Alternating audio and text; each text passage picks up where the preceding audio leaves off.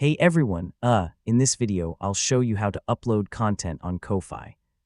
If you're a creator and want to share posts, images, updates, or even digital content with your supporters, this guide will walk you through the full process step by step in 2026. First, go to Ko-Fi and log into your creator account. Make sure you're using the correct email linked to your page so you can access all posting features. Next, open your creator dashboard. This is where you manage posts, donations, shop items, and all your content in one place. Now click on the Create Post option.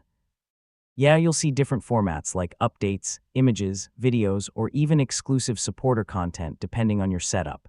Next, upload your content. You can add text, images, videos, or links, and you can also organize everything so it looks clean and easy to read for your audience. Now choose who can see your post. You can make it public, or restrict it to supporters if you're offering exclusive content for members. Once everything looks good, hit the Publish button. Your content will now appear on your Ko-Fi page instantly, or be sent to your supporters depending on your settings. And that's basically it. You now know how to upload content on Ko-Fi in 2026.